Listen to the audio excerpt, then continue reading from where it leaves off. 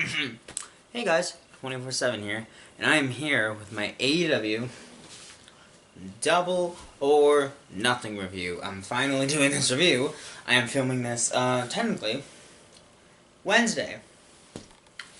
So, how's it been?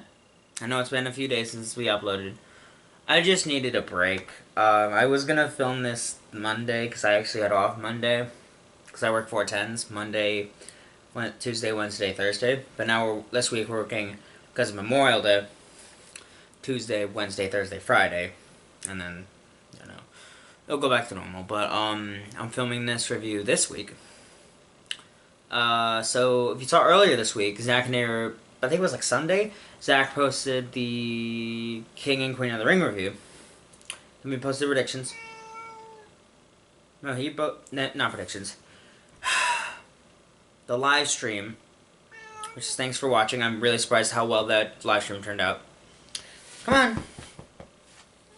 Stinky boy. And then, we did the contract signing. We filmed it and posted it. So thank you guys for watching. We got a lot of filming done on Sunday, so I really appreciate you guys hanging in there, sticking with us. We did recently hit 325 subscribers, so that was awesome. I'm really actually surprised we hit.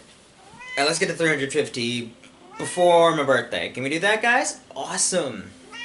July 19th. You guys know what to do. Hey, that's 3 days before we're going to Raw. Because we're going to... Can you not be so noisy, baby? Just once. Can you not be so noisy? So noisy. But yeah, double or nothing. The show was good, but it was long too. Like, it didn't seem that long, but it felt long. And yeah, it wasn't a bad show. I really enjoyed watching it. I went ahead and rewatch a couple things. Can you not stop meowing, please, baby? That'd be appreciated. So appreciated. There you go, baby. But yes, double or nothing. Yeah, I liked it. But during the stream, we were filming so much today. We had so much stuff to do.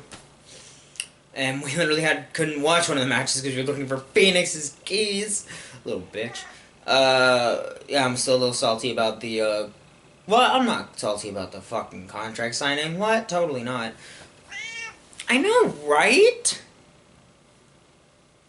Glad to feed you, baby. Anyways, I know I feel like I'm stalling, but I have a lot on my mind right now. I'm tired. It's 11:30 at night, you guys. I just want to get this video. I wanted to get this done because I feel like I'm actually postponing it. Because I was like, okay. Because last night I was like, okay, I'm gonna film this in the morning. I woke up at like 10:30 and I had to leave immediately. And I was like, okay, if I don't do it tonight, no, I'm not gonna do it tomorrow. And I have time. I'm still somewhat functional. So guess what? You're getting this review with an 11:30 at night with chocolate milk 24/7. Let's talk about the show. So this show started with a really high note, like really high. The Undisputed Kingdom's Roderick Strong defends the International Championship against Will Ospreay. We'll get to Ospreay. Roderick Strong. I loved what he did with the title. He was such a good mid-card champion, I think. Like, he did exactly what he needed to do. And I'm glad I waited to film this until after Dynamite, specifically, so that's awesome. I'm actually pulling up my notes right now, because I did actually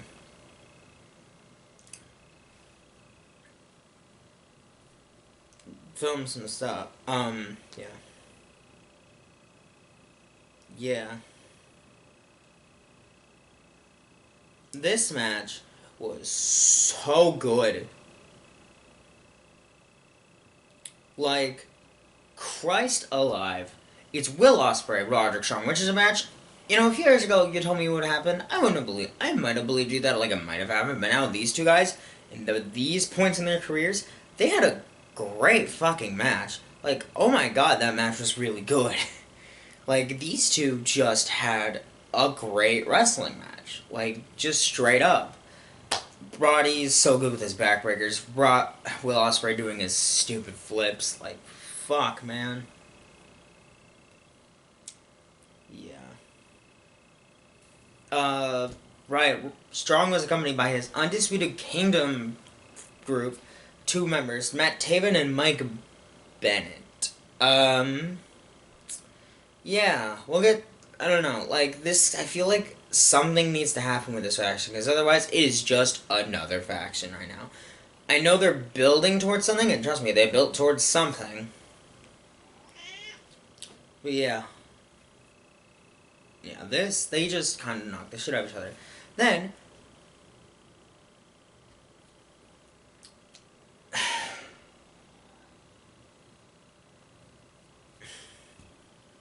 Don Callis, right? I don't hate Don Callis. I just think he's kind of an annoying manager. Like, he's not a fun, annoying manager like Nana is. It's just, I hate his voice. I just kind of hate him in general. I don't know, man. Like, hearing him on commentary, a lot of the time it's just like, he's not awful. Like, I get it, he's supposed to be. You're not supposed to like him, but like, fuck, man. He went up to Strong, because, not Strong, Ospreay, because Ospreay thought he heard Strong, kind of like reminiscing about the Bryan Danielson match, where he used the Tiger Driver 91, and Callis told him, use the Tiger Driver, use the Tiger Driver. Ospreay did not in fact use the Tiger Driver. He disobeyed him. I just had to look at the name of the move, because I remember the Hidden Blade. Stormbreaker, right. He hit the Stormbreaker, then a Hidden Blade, and he's your new international champion. Which is really odd.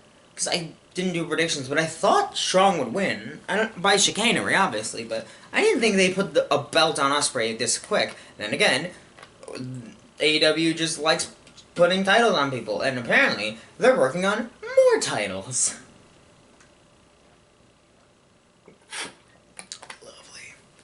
Yeah, I give the match 4.5 stars. This is a great fucking match between these two amazing, talented guys.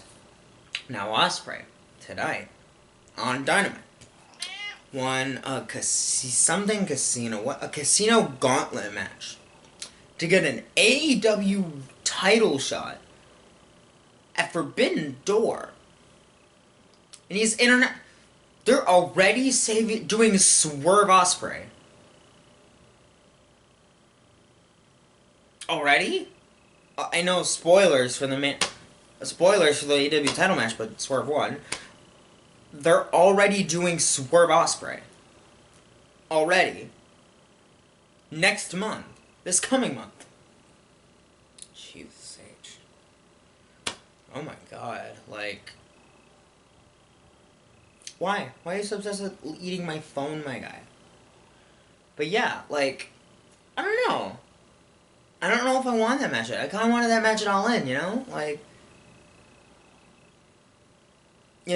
Like, I'm sorry, I'm just really trying to think of what their plan is. If they're not having Ospreay fight Swerve at All In, who the hell is Swerve gonna fight at All In? Who the fuck is Ospreay gonna fight at All In? Takeshita? I don't know. Because there's something about that.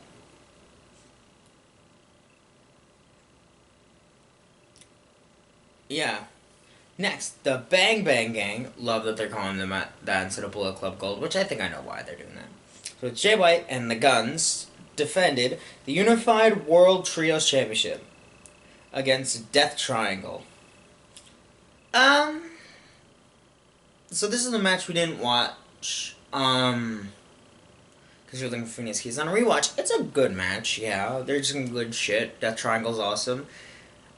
I'm not a huge fan of the Bang Bang Gang, though. I don't hate Jay White. I just... It's weird. I never really bought him as a world champion. You know, like when he had the belt and he beat fucking Okada at Wrestle Kingdom of all fucking things. Even back then, I was like, I don't know what people see in this guy. I don't. I still don't. I think he's a good talent. I think he's like upper mid card guy. Maybe like sometimes I don't know. I just don't. I don't see him as. I never bought him as a main event guy because there's. I always thought there was so much better talent around him, and that's still kind of the case here. And on the Guns, I hate them. I don't really like them. They seem like cool dudes.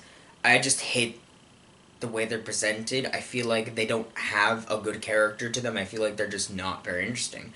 That triangle is amazing, and I knew they weren't going to win. But how I did not expect Bang Bang Gang to win with the help of returning Juice Robinson. That was cool to see.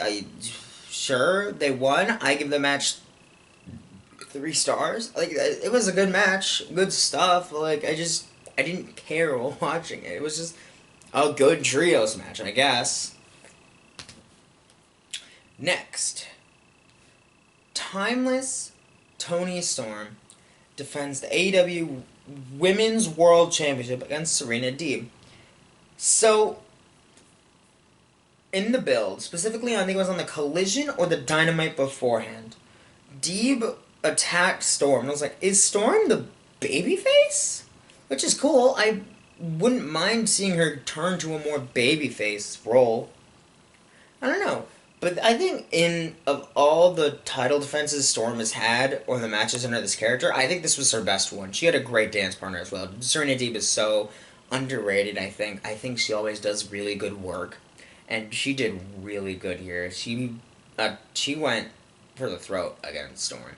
And Storm did really good. She did a lot of... I love her selling. I just love this character of Timeless Toni Storm. I think this is something that she really is getting to flesh out with, so she's not just like a one character thing. And she's like, yeah, she has range. She's wonderful. Oh my god. And yeah. Yeah, at one point Deeb had Storm in a submission hold. I don't remember what submission it was. But more importantly, Mariah May, who was accompanied Toni Storm to the ring with Luther. Also, side note, I like Luther a lot more than I thought I would. Like, I thought he would just be an annoying manager. No, he doesn't say a lot. He doesn't need to. He's not annoying. He's just there. He's a great manager. I like him in this role. And he works with Toni Storm super well. Basically, Mariah May was going to throw in the towel. Luther stopped her, but Storm only saw Luther with it.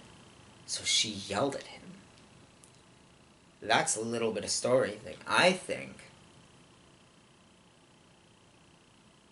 that's going to lead into the split eventually. Because I know I would almost bet money that the match for All In for the Women's World title is Mariah May versus Toni Storm. I would almost bet money on that. I think that it's a good time to do the match. I feel like you've had enough time to like build it up, and I think the next 2 months are going to be really interesting to see where they go with it. But yeah.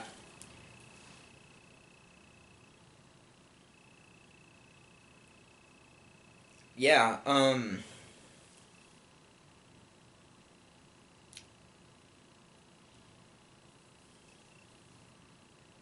yes. So Deeb hit Detox on the outside of the ring, which, oh my god, looked great. And then hit another one in the ring, and we were like, oh god, she's gonna win. No, kick out. Then Storm hit a was it a top rope or a mid rope pile driver? It was a top rope pile driver to Deeb. Then hit the Storm Zero to retain. I give the match 3.5, 4 stars. I think I'm going to give it 4. This is a really good match, and like I said, I think it's the best match Toni Storm has had under this character.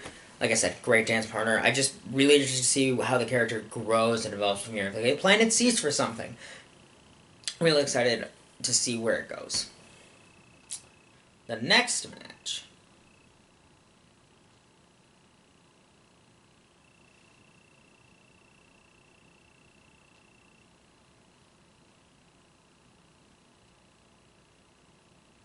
I should mention, because can't find it in my notes. I think I forgot to write it down somehow, because I was just so invested watching it. Adam Cole comes out. And then, He cuts a promo. It's pretty boring and generic. Then Maxwell Jacob Friedman comes back, coming out in, I shit you not, a 2002 Triple H jean jacket. And he looks amazing. He looks in great fucking shape. Holy shit. But yeah. MJF beat him up. Cut a 10-minute promo, which I don't think he needed to be out there that long. That's the problem with a lot of this. I'm gonna say this now with this show. This show felt long, even on a rewatch. Like, I felt the length. This show was, what, 5 hours long? And I felt that length. Like, we felt it specifically. Zach felt it earlier than I did because he was exhausted and tired and he was on a time limit and he had to leave by 11. But yeah, a lot of these matches were like over 15 minutes. Was there a match that was under 15 minutes? I'm just checking.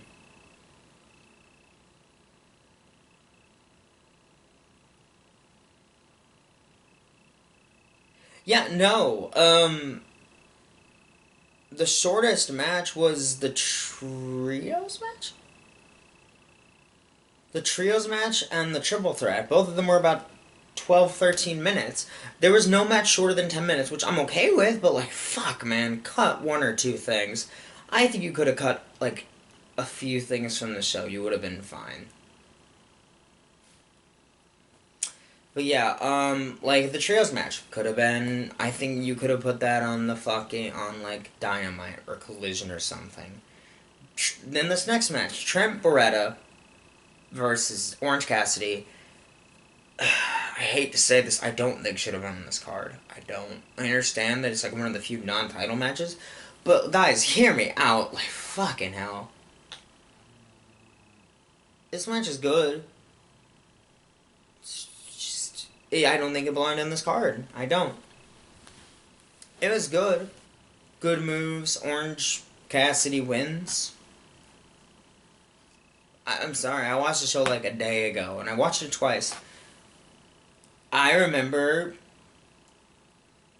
enjoying the match, but it was good. I don't know what else to say. Orange Cassidy beats Trent Beretta. This match went how long? Damn near 15 minutes. Why did this match go 15 minutes? Why?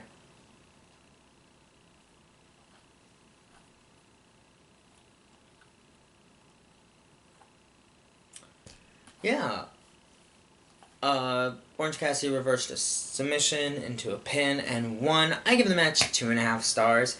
It was good match, but just I don't think it just should have been on the main card. It was like, okay, I understand, but like this could have been like pre-show.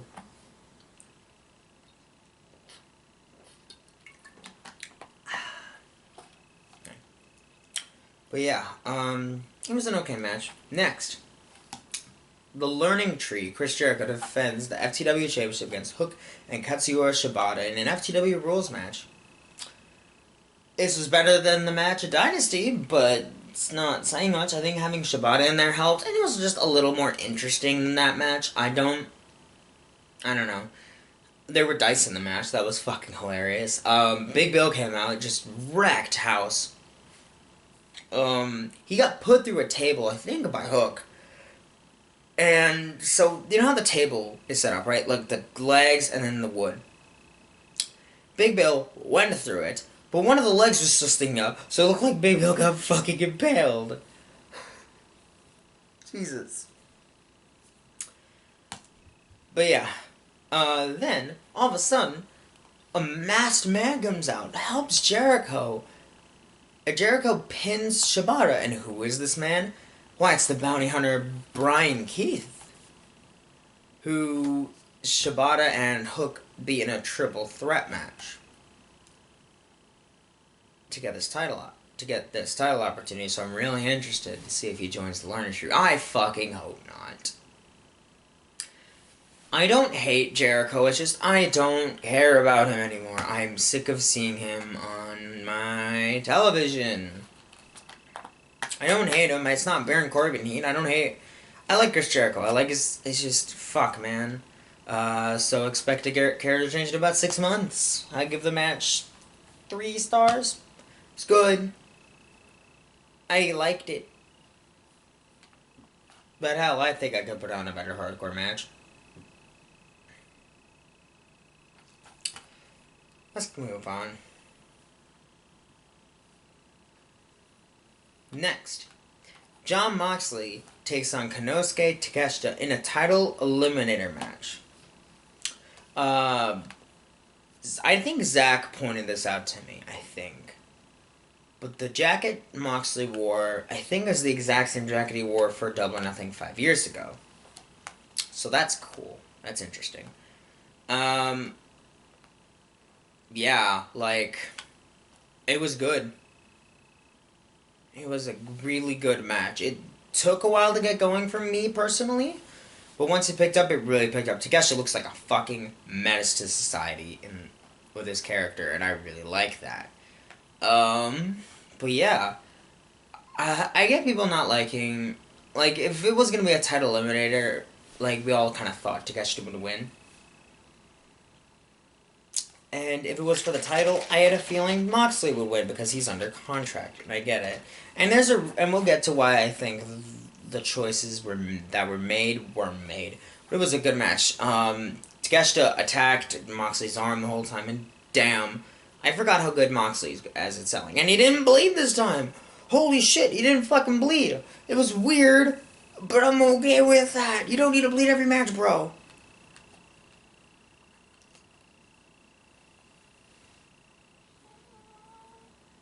Yeah. So, Don Callis popped in again because Takeshita's part of his Don Callis family. Don Callis told Takeshita to use a steel chair, and Takeshita did grab a steel chair. A bunch of them. But it cost him.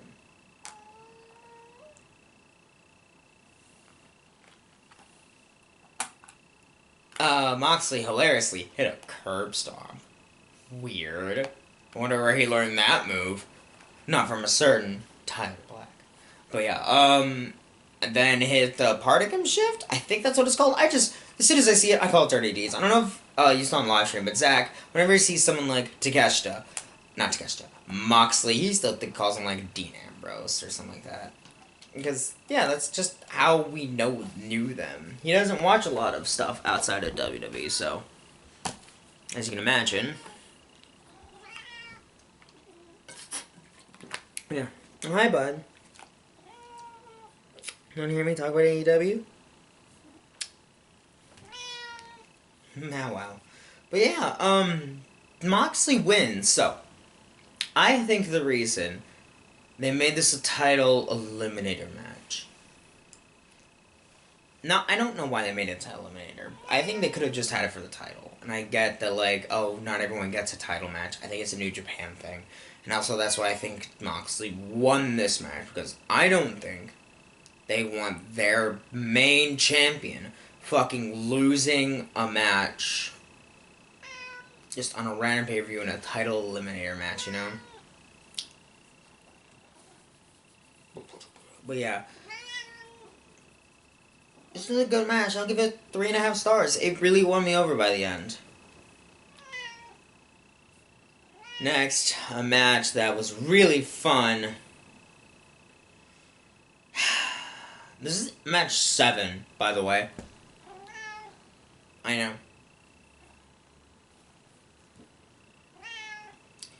We're almost done with this. Adam Copeland defends the TNT Championship against Malachi Black. Malachi Black should have won this match. In retrospect, Malachi Black... Well, here's the thing. I'll get to why, and you'll see why. Adam Copeland came out as in the Brood, and that should have been fucking... That should have told me everything. But yeah, Malachi Black came out so cool. I love both these guys. And I love the fact that in AEW steel cage matches, escaping is not a way to win. Good. That should never have been a way to win in the first place. But yeah. This match was bloody, and it got bloody extremely quick. There was barbed wire everywhere.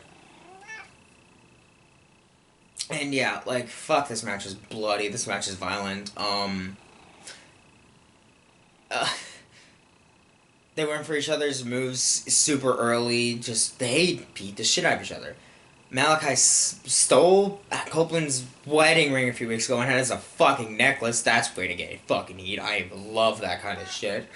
Um, yeah, like, can you stop mowing, baby, please? Please, I'm trying to record a video. Stinky boy. Yeah, like, this match was probably my second favorite on the show. I know, it's crazy, right? Because this is like, this match woke us up, and then immediately we were like, okay, let's get a move on this, so please end before 11. But yeah, this match is so good. Black kicked Copeland to the outside, then the other two members of House of Black came back. And, like, Copeland was on one side, Black was on the other. And House of Black went on the side of Copeland. And then he immediately bit the shit out of him. And I'm like, you motherfuckers, you goddamn had me. You fucking assholes. How dare you? How dare you, AEW, do that to me? You fucking assholes. Yeah, like, and then they wrapped the fucker in barbed wire. They gave him a fucking barbed wire crown, which, oh my god. Oh my god. um, basically, we're just gonna beat the shit out of him. And then, fucking Gangrel shows up. Also, I feel like this is a big fuck you to WWE for being like, oh, nobody remembers Gangrel. Fuck do you mean about the pop then? I want you to. Fuck, they were gonna do Gangrel at WrestleMania 39. I fucking know they were. Or at some point they were gonna have Gangrel come back, and they didn't because they didn't remember who Gangrel was. What the fuck are you talking about? That part, I was so excited. I loved this match. Gangrel beats crap out of House of Black. Eats a black. I call it a black mass. Then Edge puts Black on a table. Wraps him in the barbed wire. Goes, and now I regret he did this. Jumps off the top rope. It looks like he lands on his fucking legs.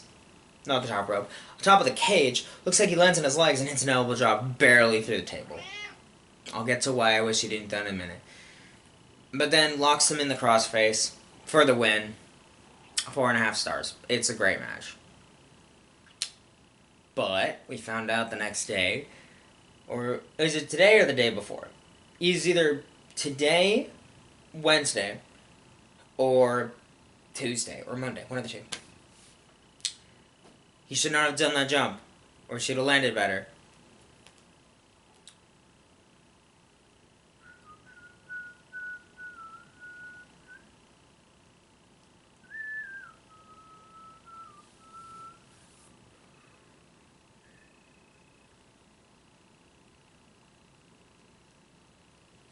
Yeah, I'm trying to find out what...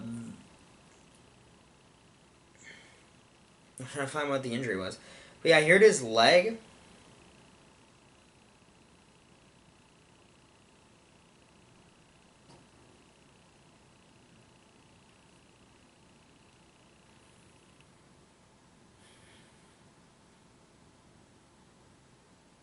Yeah, and he broke his leg.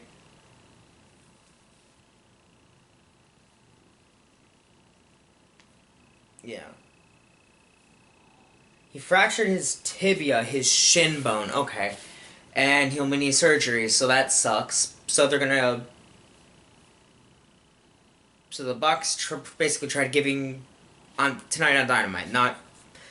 Basically tried giving it to Jack Perry, but then...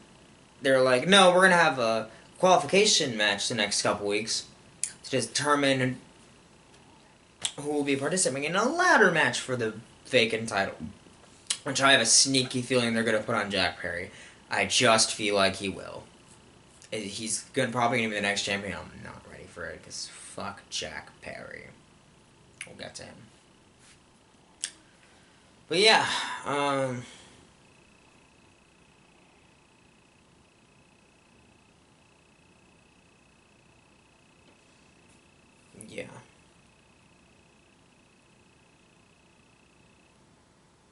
Yeah.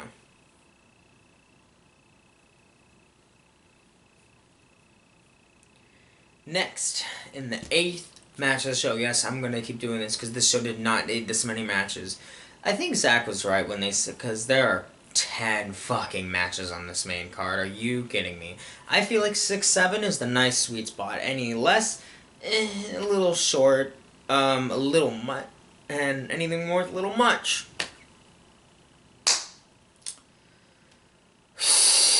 This match between Willow Nightingale defending her TBS championship against her debut match, Mercedes Moné. This is a great match, and apparently set a really stupid record. Apparently, and don't correct me if I'm wrong. This is the longest women's match in AEW history. Are you fucking kidding me? How long is this match?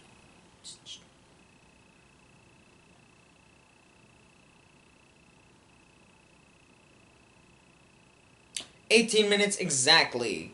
Willow came out with the friendship bracelet with Chris Statlander and Stokely Hathaway, which... and then, yeah. This, Mercedes came out with, like, a neon band and just basically all the pomp and circumstance in the world because she was treated like a big fucking deal. Poor Willow Nightingale. Right as she was being, like, you know, top of the world. She's TBS champion. She was doing great. She probably the biggest win in her career. And too bad that run is a transitional champion reign. I genuinely believe she was not supposed to win the title. I think Julia Hart was supposed to beat her at Dynasty, but because of the injury, she didn't.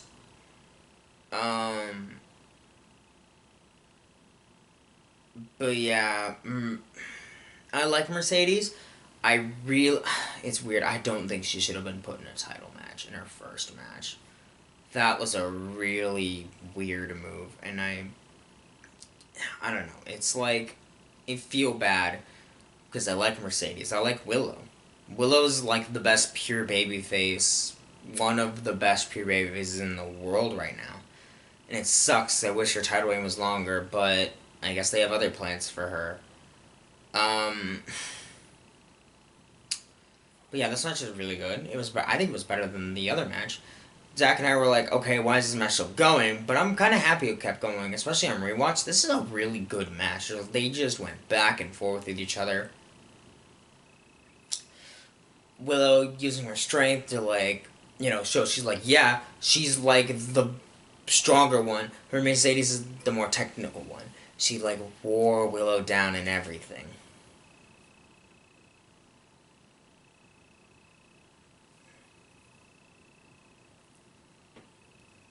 Yeah.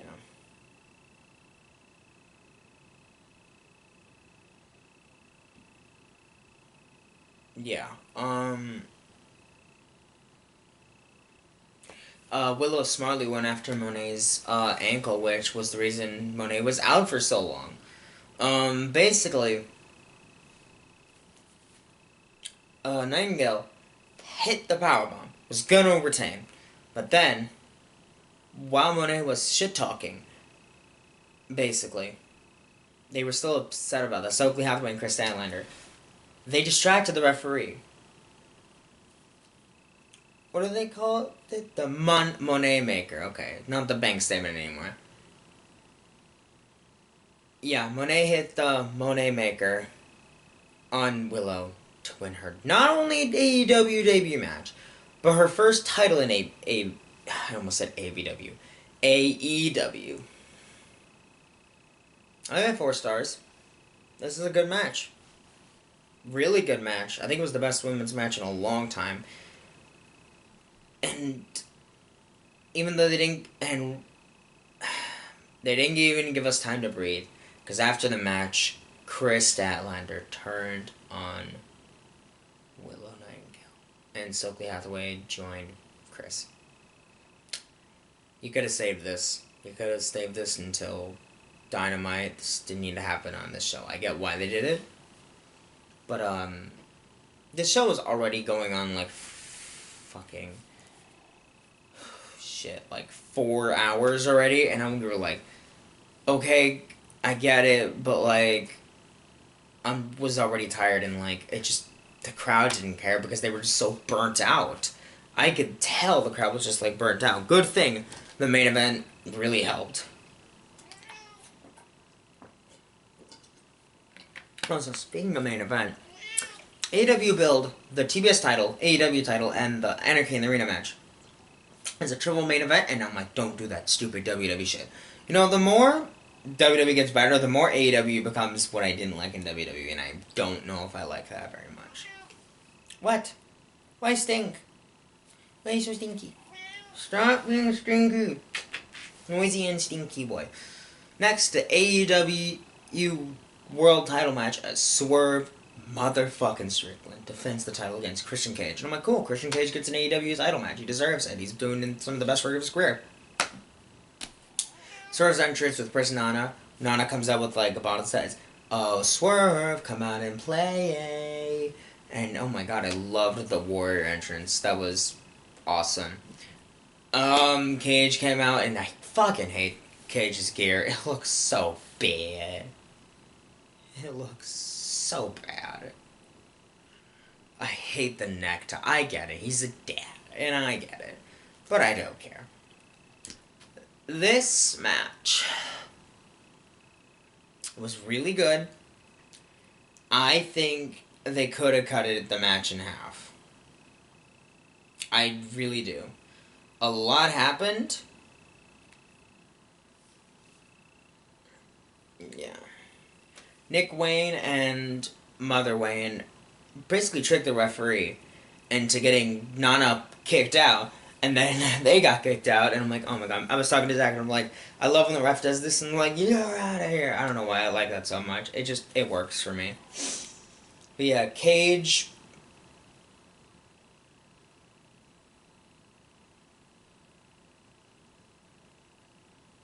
This is a good match. It just could have been half the time. It did not need to be 20 minutes long.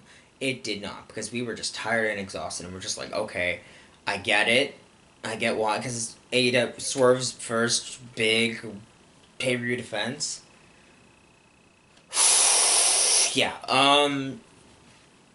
because by the time this match, like, ended, it was, like, already, like, 50 something, like 10:50 something. Or like, okay, but why is the show still going? Yeah. Cage was gonna hit a spear, but then got hit with that fucking house call in midair, and it was sick as fuck. Then Swerve hit the Swerve Stomp. I think that's what it's called, the Swerve Stomp, or is it just called the Stomp? The Swerve Stomp, and another house call to win and retain. I give the match 3.5 stars. It was really good. It's just you could have cut the match in like half, and I think it was still been as effective and would have worked. During this match, Zach made that short, by the way, which thank you guys for watching. Holy shit!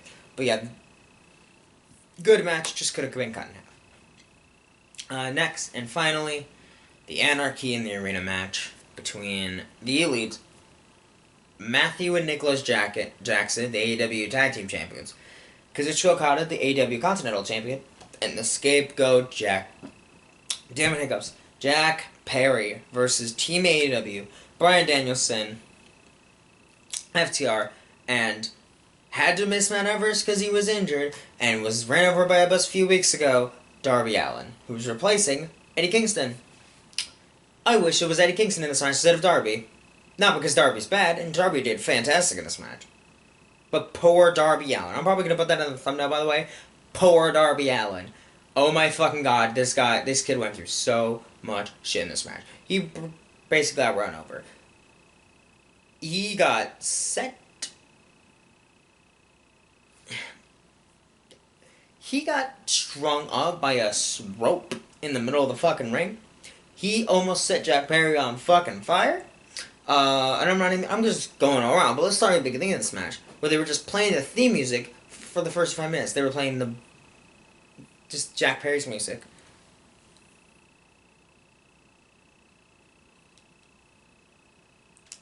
And then they were playing another They were playing Darby's music. And then the Bucks were like, oh, no, let's change it to our new theme song. And they have that played. And they were just a crowd of boos. And then Bryan Danielson was like, no, let's play the greatest theme song in wrestling history. And it's a final countdown. Oh my god, they played fucking Final Countdown, and me and Zach were just singing it. Oh my god. Darby was in the Darby is in the on like an entranceway, basically. I don't remember what the fuck it's called, like a doorway to get out of like the main arena part. And as soon as they said the final countdown, Barnabas, good boy. Darby jumped as soon as said the final countdown. I'm like, fuck yeah, great timing, perfect for that. And then they stopped the final countdown because like Bucks were like, no, it costs like $20,000 every time you play this song. We're on a budget. I'm like, god, fuck damn it, they're heels, and I'm not supposed to be laughing at their jokes, but damn it, that was funny. And it was just a fucking mess, this match, but it was kind of a fun disaster piece to watch, and I'm more than okay with that. Like, this match just woke me up, and this is, Zach saw the first few minutes, and he liked it, and then they just kept fucking going. Oh my god.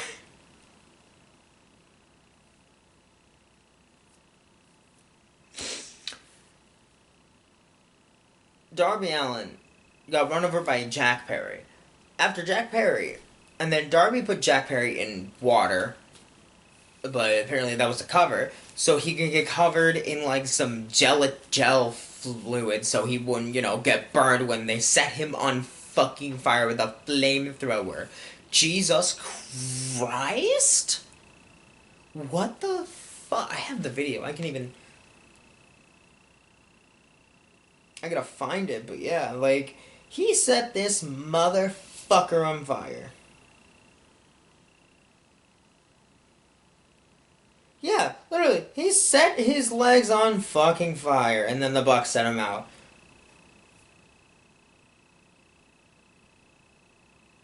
Oh yeah, I forgot about that spot. So, Okada had this, like, sleeve to hit the Rainmaker, except it was covered with fucking thumbtacks. So when he hit the Rainmaker on, was it Cash Wheeler?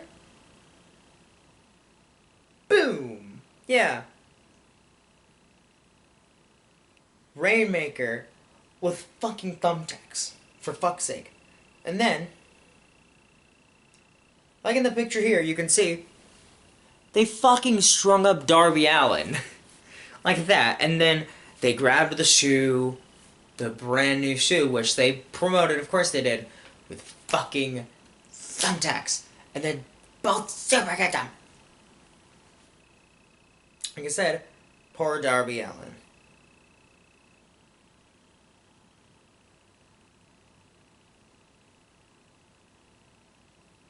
Yeah, and then I don't know who brought the chair in, but I think it was one of the Young Bucks who brought in a fucking chair, and then he was sitting there, and then we found it was a fucking exploding one. Because when it hit, I think it was like one of the FTR hit him in the head, fucking exploded. I'm like, what the actual fuck? Also, when Jack Perry was coming through the entranceway, he walked past Tony Khan, decided, oh, you know what, fuck Tony Khan, brought him outside, threw Tony Khan down, and Tony Khan just made himself roll and look like an idiot, and then as soon as he hit the bottom, ran away to the back. I'm like, okay, sure, do that, I guess.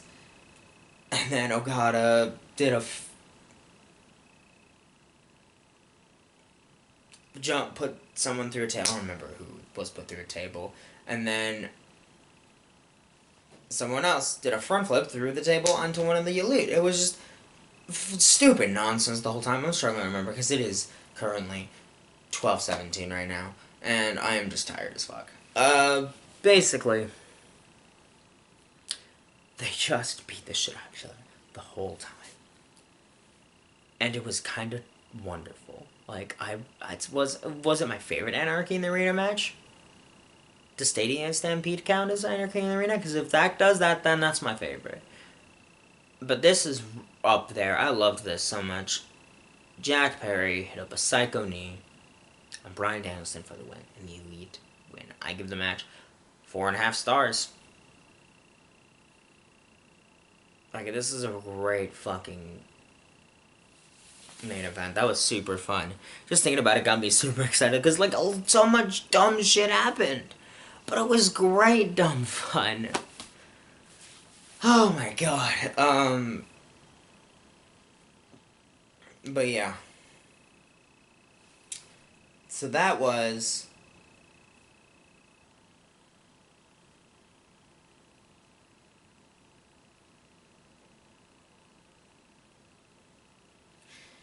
Yeah, I give the show 8 out of 10. And the reason I know you're thinking, oh, why didn't you give it a higher rating?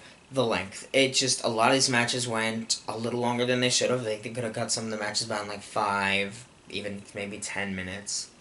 And it would have been great, but they didn't. And I understand why, but still.